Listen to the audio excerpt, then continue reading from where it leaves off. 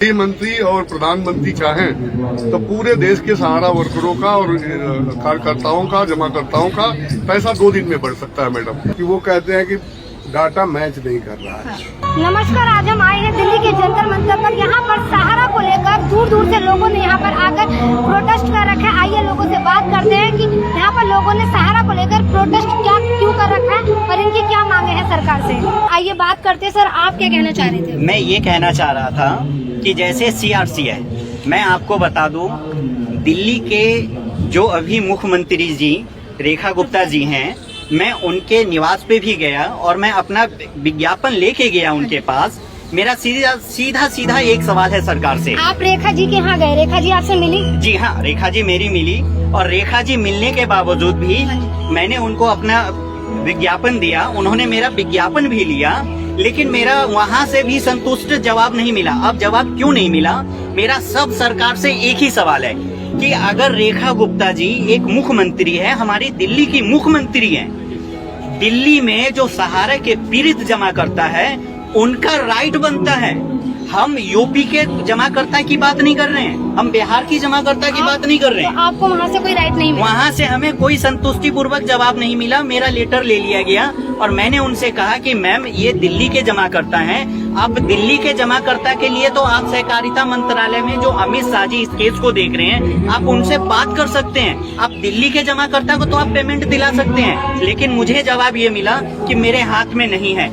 आप ये सोच के देखिए कि इतनी बड़ी सीट है, मुख्यमंत्री जी हैं, पूरे दिल्ली की वो मालकिन है, और वो सहारा के जो पीड़ित जमा करता है, जो दिल्ली के पीड़ित जमा करता है, वो उनके हाथ में है। वो अगर चाहें तो हम लोगों को 1 महीने के अंदर में दिल्ली के पूरे जमाकर्ता को ब्याज के साथ वो पेमेंट दिला सकती हैं। जैसा कि आपने देखा कि मुख्यमंत्री रेखा गुप्ता के आवास पर भी पहुंचे, रेखा गुप्ता जी से मुलाकात भी हुई और रेखा गुप्ता के आगे इन्होंने अपनी समस्या भी रखी। रेखा गुप्ता जी ने कहा कि ये मेरे हाथ में नहीं है। इस चीज को लेकर इनको कोई संतुष्टि भी नहीं मिली। लोग कह रहे हैं कि सीएम या हमारी जो सीएम है उनसे मिलने के बाद भी अगर हमें संतुष्टि नहीं है तो हम जाए तो जाए कहाँ। सहारा के पैसा को लेकर काफी परेशान है।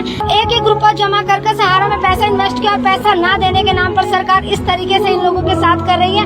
और ये सरकार सर अमित शाह जी से और प्रधानमंत्री जी से को क्या मैसेज देंगे आप? मैं सिर्फ 2 ही चीज मैं उनको मैसेज कह दूंगा। मैं उनसे पहला एक सवाल, मैंने अमित शाह जी को भी an letter, hard copy letter भेजा हुआ है। मैंने अमित शाह जी को लेटर भेजा है, प्रधानमंत्री जी को लेटर भेजा है, यहाँ महामहिम राष्ट्रपति जी महोदया जी को मैंने लेटर भेजा है। मैंने उस वक्त मुख्यमंत्री जी केजरीवाल साहब हुआ करते थे, उनको मैंने भेजा है। वहाँ से मेरे पास लेटर आया, पीएमओ से लेटर आया और सहकारिता मंत्रालय से लेटर आया। उस लेटर में मुझे सिर्फ एक चीज समझाया गया, जब मैं पोर्टल पे डिमांड किया, जब सहारा ने पेमेंट नहीं दिया, जब कहीं से मुझे पेमेंट नहीं मिला, उसके बाद ही तो, और सबकी रिसीविंग जो सहकारिता मंत्रालय का साइट है, जो सहारा रिफंड पोर्टल जो सीआरसी बनाया है, हमने उस पोर्टल की भी रिसीविंग दिया है। उसके बावजूद भी मुझे ऑफिस से मैसेज आ रहा है कि आप दोबारा सीआरसी के पोर्टल पे जाओ। भाई साहब, जो वहाँ बैठे हुए अधिकारी हैं, जब मैं उनको सारा सबूत भेज रहा हूँ तो क्या उनको ये नहीं पता कि ये सीआरसी पे डिमांड हुआ या नहीं हुआ?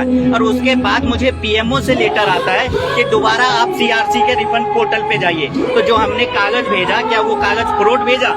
सरकार को इसमें ध्यान देना चाहिए। और सीआरसीएस में जो अधिकारी बनाए गए हैं, हमारे रिटायर्ड जज बनाए गए हैं, जो जिनकी देख रेख में पूरे हिंदुस्तान की पेमेंट हो रही है, उनको ये देखना और समझना चाहिए कि डिफिशियंसी किस बात का। यदि पार्टी ने पैसा दिया और ऑफिस ने उसको सर्टिफिकेट मुहैया कराया, तो उसके बीच की कड़ी ऑफिस की जिम्मेवारी है, सहारा इंडिया की जिम्मेवारी है या सीआरसी की, ना कि पार्टी का। पार्टी क्या दूर करेगा? अगर कोई सील नहीं लगी है वो ऑफिस की सील लगेगी, ऑफिस का मैनेजर लगाएगा, ठीक है। और परेशान हो रहा है पार्टी, तो ये रेड्डी साहब। और दूसरी बात ये आती है कि वो कहते हैं कि डाटा मैच नहीं कर रहा है। डाटा मैच नहीं कर रहा है तो ये अधिकारी डाटा लेंगे ना सहारा इंडिया से, जैसे कि पार्टी कोई डाटा लेगा? पार्टी कोई डाटा ले नहीं सकता है। जैसा कि आपने देखा कि पैसा देने के नाम पर सहारा कंपनी लोगों से कह रही है कि आपका डॉक्यूमेंट सेम नहीं है, डॉक्यूमेंट में प्रॉब्लम आ रही है। ऐसे लोग अपनी समस्या बता रहे हैं कि जब हम पैसा लेने की बारी आई तो कंपनी डाटा सहारा कंपनी ये कह रही है कि आपका डाटा सेव नहीं, अपने डाटा को ठीक करवाइए। लोग यहाँ पर काफी परेशान दिख रहे हैं। जब किसान सम्मान निधि का पैसा जो डाटा गवर्नमेंट इकट्ठा करी है 2 दिन 4 दिन में पूरे देश को बढ़ सकता है। तो सहारा इंडिया का पैसा 1 नंबर का हम लोगों ने काम किया सहारा में 20 साल 25 साल। ये जो भी दिल्ली के लोग हैं हम 4 लोग कोई जमा करता भी है और कार्यकर्ता भी है। हम लोगों ने अपने जीवन का 25 साल दिया। इसमें सहारा ने जो हमारे साथ बहुत बड़ी बदमाशी किया, हम लोगों को गुमराह करके इतना पैसा मार्केट से वसूलवा लिया और देने की बारी में सहारा पीछे हट गई, गवर्नमेंट को आगे कर दिया, पोर्टल लॉन्च हो गया, सीआरसीएस के द्वारा पैसा लो। ये सब केवल छलावा है मैडम, इससे पैसा कभी किसी को नहीं मिलेगा। मैं जिस दिन पोर्टल लॉन्च हुआ अपने साथियों को ये कहा कि पोर्टल पहले और कंपनियों का लॉन्च हुआ है, उससे पैसा किसी को मिला नहीं है। अगर 1000 लोग उसमें पोर्टल पे जाते हैं तो 2 लोगों 1 लोगों को पैसा आता है। तो ये केवल छलावा है। अगर गृह मंत्री और प्रधानमंत्री चाहें तो पूरे देश के सहारा वर्करों का और कार्यकर्ताओं का जमाकर्ताओं का पैसा 2 दिन में बढ़ सकता है मैडम, लेकिन इनकी नीयत में खोट है। ये सहारा से मिलके सहारा से पैसा ले रहे हैं और हमें नहीं दे रहे। यहाँ पे लोग बोल रहे हैं कि सरकार हमें गुमराह कर रही है और हमारा पैसा देने के नाम पर दे सकती है, बट हमें दिया नहीं जा रहा। जैसा कि आपने देखा कि सहारा को लेकर हमारे साथ काफी लोग अभी मौजूद थे जिन्होंने अपनी तकलीफ बताई। मैं जनता लाइव न्यूज चैनल से सपना कनौजिया।